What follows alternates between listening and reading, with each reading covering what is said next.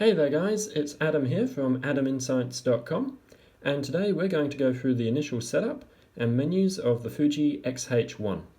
I've had this camera since about March 2018, shortly after it came out. It's now July 2018 and I've updated to the latest firmware that's available at this point in time.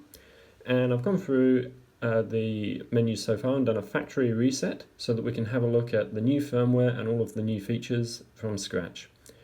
Now, I'm going to be setting this camera up for my needs, which is product and building photography, as well as filming online videos, tutorials, and some TVC work. So let's have a look at what we've got. First thing that I always recommend doing with any new camera, turning it off of auto mode. Particularly with product shooting, portraits, anything where you need to take a lot of shots and get them consistent and really push the best out of your own ability and the camera, you should be shooting full manual. It also prevent any unwanted surprises, such as a unwanted white balance shift, exposure shift, the focus hunting when you just don't want it. Okay, so let's have a look here. So let's power up. That noise was just the in-body image stabilizer kicking in. So English, we're definitely going to select English. It's the only language I speak. Pair with smartphone. No, I think we can skip that for now. Do I want to be asked about it again? No. Okay, so here we go. Here's our initial screen. So let's just go ahead and, well, just flip the camera around, and we've currently got single shot focus, continuous or manual. I'll leave it on single shot for now. I tend to move it on to manual a bit more as I'm shooting, but it does depend a little bit about what I'm doing. Let's just hit menu and see what we've got. So I'll just move this around so we can try and see this a little better, guys. Alright, image size, large and 3:2 ratio. That's the ratio I like to shoot in. For me, it offers the best ability to crop and move around later on, so I'm going to select 3:2. It's also easiest for printing. Image quality. Okay, this is important. Currently the camera is on fine JPEG mode. I like to shoot fine plus raw. Now that gives me the JPEG file on the card, which I can hand over to anyone straight away or just print in any store if I need to, but it also gives me the raw for editing in Lightroom. So I'm going to select fine JPEG plus raw. Easy. Raw recording uncompressed. Now, yeah, sure, you can do a lossless compressed system, which is like a zip file for the RAWs. I find that the camera is more responsive when I'm in uncompressed raw mode. Film simulation, I'm just going to leave that on standard for now. The camera does have some awesome simulations, but I'll leave that on standard for the most flexibility later on. And when I'm in Lightroom, I can go ahead and apply any of these awesome film simulations to the RAW file as I'm editing. Check out my other videos on that. Okay, the next item we've got to choose from, grain effect. Well, I'm just going to leave the grain off for now because I don't really like too much grain in my pictures, or I like to be able to have a nice clean image when I like to have a nice clean image. Alright, dynamic range, I'm just going to leave that on 100 for now. More options become available as you increase the ISO. Alright, white balance, well I'm going to leave that on auto for now, but I'm going to assign one of these other buttons to be able to change my white balance manually later on, and then I'll actually manually put in a fixed white balance. Highlight tone, shadow tone, color, I'm shooting raw, so I shouldn't have to worry too much about changing these because I can do it after I've taken the shot in Lightroom. Okay, long exposure noise reduction. Yeah, I'll leave that on because I do like to do some long exposures, particularly in more challenging light. And yeah, I want to avoid noise in my image. Lens modulation optimizer. I'm going to have to look that up in the manual. Color space. Now, most of my photos I convert to CMYK for printing, so I'm going to select Adobe RGB, which is better for converting to CMYK. It also actually offers a wider color gamut as well. Pixel mapping, don't know what that is, sorry guys. And alright, this edit and save custom settings is where you can actually save your settings to an SD card. So if you get really comprehensive about about everything that you're doing, you can go ahead and save all of your settings to an SD card for backup. I will probably do that later. Okay, autofocus, manual focus menu, focus area. Yeah, currently it's center weighted, that's fine, but incidentally we can just move that around if we want. Cool beans. Autofocus mode, currently single point. If we did want to use the continuous shooting mode, I recommend using wide and tracking because that will actually track whatever's moving in the shot. So I'm actually going to be doing a bit of that later, so I will turn that on. Okay, autofocus continuous settings. Okay, this is actually really cool. Multi-purpose is generally what I use, but we've also got abilities in there to track items that are just moving from one side to another. Okay, or something that's actually accelerating in speed, something that could be appearing suddenly, and also going all over the place like erratically. But I actually quite like the multi-purpose. It actually hasn't let me down for a lot of sports and animal photography so far. Alright, store autofocus mode by orientation. So you might want to have one type of focus mode for landscape, landscape orientation, another one for portrait. I'd just leave that off for now. Okay, auto focus point display. You know what? I actually quite like that because it's like Nikon. So I'll just show you what that does in comparison. So yeah, there we go, guys. So like the Nikon system, it's now just highlighting the points of the shot that it's focusing on. I actually quite like that. Alright, now we're going to keep moving through the menu. Pre-autofocus. No, I don't do that to save battery life. I just like to focus when I gently push the button, or if I use back button focus. Autofocus illuminator, definitely turn that on, particularly for challenging lighting situations. It's a little LED light that lights up on the front of the camera. Okay, face and eye detection. Well, currently the autofocus does a good job, but if I am shooting portraits of people, I go to manual focus because I just believe in that for portrait photography. Alright. Do I want to have autofocus and then be able to override the manual focus? No. Manual focus assist. We'll go standard. Now what that actually does is crop in on the image as soon as you start to use manual focus, so you can see it close up. That's good. I like that. Focus check. I'll leave that off because I don't really worry about that too much when I'm in manual focus. Instant autofocus setting, AFC, yeah, for continuous. Depth of field scale. I come from film, so I use that on the film format basis. Release or focus priority. Always release, in my view. Touchscreen autofocus. Yeah, I'll use that for some product photography. Cool bananas. Let's go to the next menu. Drive settings. Well, I like the continuous high speed at 14 frames a second. The low speed at 5, yeah, that's fine. Now, bracketing, I don't actually tend to use. I just tend to bracket manually by shifting my exposure around. This one here, advanced filter settings. Now, that is actually, just see it, It's that little ADV on the shutter speed, on the shutter mode selection dial. It's a weird space to have it. It's just all of these strange additional filters that you can bring in, and you activate them by going around to ADV, Advanced. I just tend to stay away from them. I'll just leave it on toy camera for now, I guess. Self-timer, not going to use it.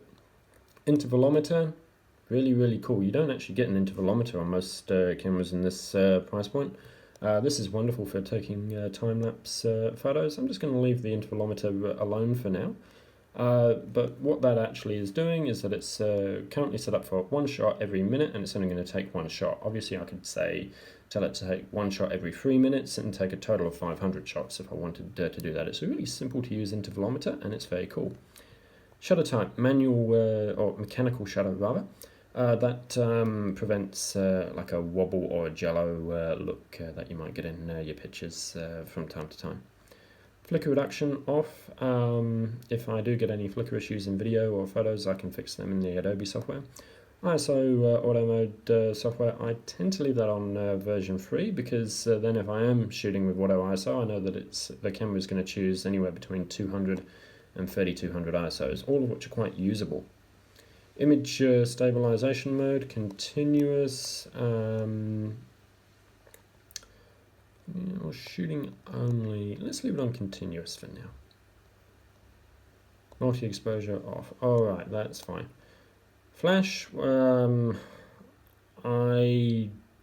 don't really do much with flash on this particular camera. Movie mode, this is where the camera gets really cool. Now I'm going to shoot. Do I want to shoot cinema 4K? No, because for a lot of the videos I do, standard 16:9 is fine. I shoot 25p, and we're not done yet. I want the 200 megabit per second shooting. Cool. Alright. Film simulation mode. Yes, you can choose all of these wonderful film simulations for your film, and you can change your dynamic range, but what's really good about this particular camera is that you can shoot F-log in video, which is as close as you can get at this price point for shooting raw video. It's not raw video, but it's very close to it. And you can then bring in the Fuji color lookup tables into Adobe Premiere or your editing program to simulate more films later on, and you're not locking yourself into a look in camera, which is really cool. You avoid crushed blacks and you avoid peaking whites, which is brilliant. Okay, so I'm just going to leave everything else alone in here because I like my flexibility to edit it later on, and that's why I'm actually choosing to use RAW. Movie AF mode, well I tend to shoot manual focus in movie. Yeah, so standard, just punch in, focus check movie, we'll turn that off. HDMI info display, so do I want a time code and all that on my HDMI out? No. 4K movie output, if I'm recording 4K to the SD card, the camera can output full HD, that's fine by me. When the camera is in standby mode, the camera will output 4K, but it can't actually record 4K and output 4K by HDMI at the same time. That's just too much for it. HDMI rec control, yeah, we'll leave that alone. Okay, internal mic, well I tend to plug in external sound equipment, or I just record stuff that I dub later on, so I'm going to leave that alone. Timecode setting. First off, I'm going to turn on the timecode to display when I'm recording a movie. Start time setting, I'm just going to reset that back to 0. Reset. Okay. I tend to do that with when I start all projects, but also actually sometimes, depending on the project, I might actually apply a manual number to it as well, and then sort my rushes that way. Okay, so let's go back. and we'll go back, and we'll go back. Tally light, front and rear. Yeah, we'll leave front off, rear flashing. Yeah, actually for an upcoming project, I might actually go just front off, rear on. Movie silent control on. Now that just actually we might have to leave that off for now. Alright, user settings. User settings, so this is your standard thing. Let's just format our SD cards. Doobie-doobie-doo. Oops, menu.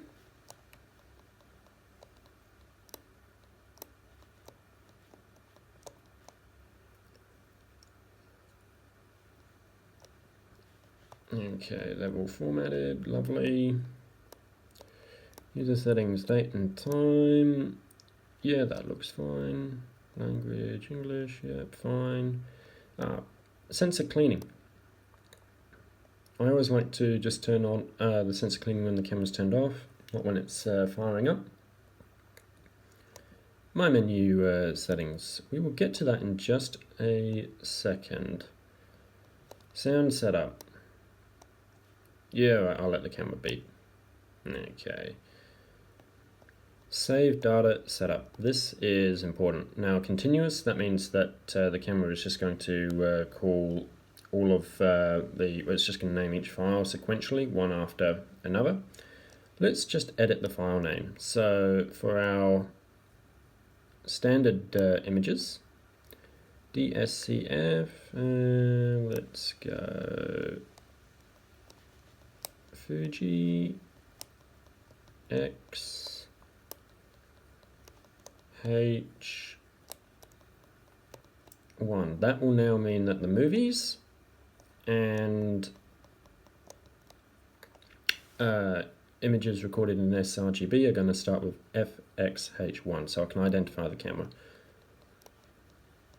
Let's just go XH1,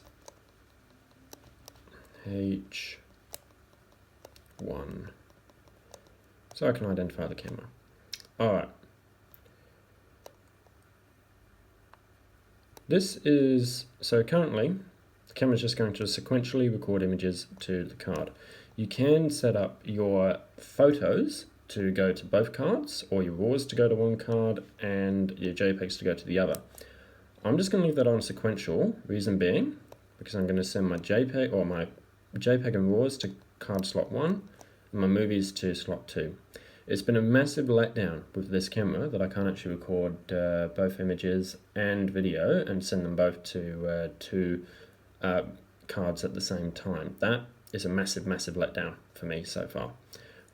Alright, copyright info, I've got my details in there. So let's just go back. And let's have a look at my menu settings. This is a quick menu setting, so let's add a few items there. Well, first up, image size. Yeah, let's add that.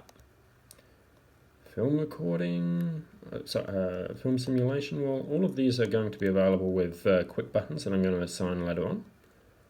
Shadow tone, color. Yeah, okay, sharpness, all of this, I will have that available. Let's remove that. Let's remove that color, because actually it's the color space I want. Okay, autofocus, yeah, so focus area. Most of these are already easily available in the menus, so that's cool by me. Is there anything else I might want in there? Yeah. AF mode, why not? just because we can. For illuminator, yeah, sure. Yeah, nothing else that we need to worry about for me. Drive setting, yeah, let's have that. And I'll definitely have the soft timer, yeah. And I'll have the intervalometer, yeah. Nothing else I need to worry about. Movie mode, okay. Anything else? Well, I'll always be shooting 4K. I always believe in shooting the highest possible quality, and not ever shooting yourself in the foot by shooting something that you didn't want, or by shooting in a lower quality that you may need in better quality later on. Okay, movie AF mode. Yeah, let's select that. And do we want F-log? That'll... Yeah, we'll put that in there. Why not? Oh, yeah, whoops, that should be in there. And timecode setting. Oh, we'll have audio settings in there, yep. I'll have timecode settings, and I think that'll be about it for what we need. Yeah. Okay, so now I've actually just set up the My menu, which is all of my shortcuts. So stuff that I might want. That's really, really cool. Anyway, now let's look at setting up some of these other buttons. One thing I'll show you now is this Q mode. This is weird. It's like there were multiple sets of designers on this camera, and someone said they'd come up with this, and all the icons and the text is actually sort of different to the rest of the menu, and it's really, really bloody confusing. The only thing I've ever actually used it for is the self-timer. Alright, so let's set up some buttons. What have we got? Focus lever, I'll leave that alone. Quick menu, we'll leave that alone. Command dial setting. Okay, this is important. Yeah, so aperture. So I don't want to press the camera, the front button in to change another setting. Don't want to change it there. Yeah, okay, that's fine.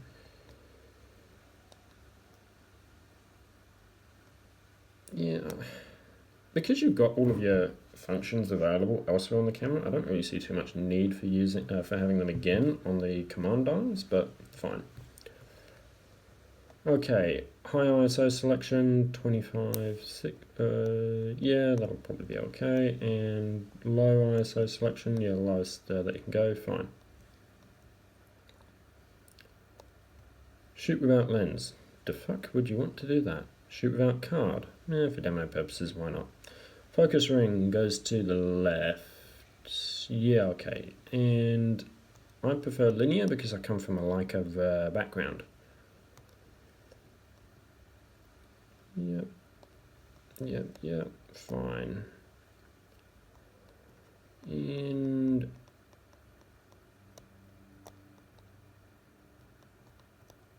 a few more things I want to go through here. Edit and save. Function settings. Alright. That top button up there, yeah, I'll leave that alone. Drive mode, yep, fine. Autofocus mode, I reckon, because I've got that in the quick menu, I'm just going to get that to be my white balance. That one, do I want it as the white balance? What do I really want it for? What else could I have it for? Let's have a look. This is really cool. Natural live view. Actually, let's have that, because that is actually really useful. And yeah, so the film simulation mode can be selected now with that button. The white balance can be selected with that button. This one, performance, well, I've got that available elsewhere anyway, so let's turn this on to being an electronic level. Histogram. You know what? I'm going to turn that one onto being the histogram because I use the histogram a fair bit.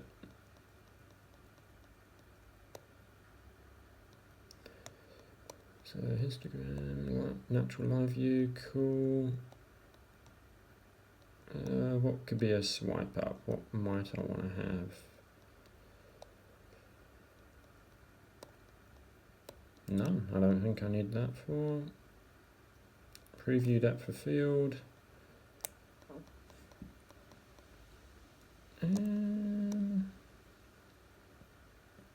Preview depth of field, yeah.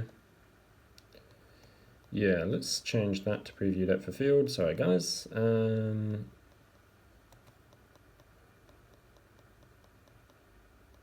No, it's not available in there. Another Fuji eccentricity. Cool. So we'll turn that back to being a histogram.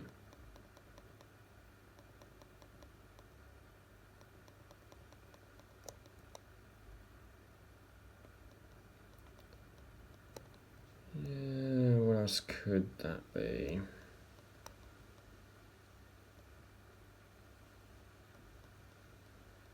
There's not really anything I really want that to be. So, swipe to the right for audio adjustment, fine. And yeah, Bluetooth on and off, why not? Yep. And that'll punch in on my focus. That's awesomeness. Good. So what else have we got to set up? Screen setup. No, I'll leave that alone. Yeah, so now I've sort of got my initial settings in there. Might still play around with them a little bit more. What I do tend to do is use the back button focus a bit more than the main focus function. That's just me, and when I'm shooting for video, I tend to lock my white balance down, and I tend to shoot manual focus as well. Alright guys, hope you've enjoyed this little look at the Fuji menus. Let me know if you've got any comments.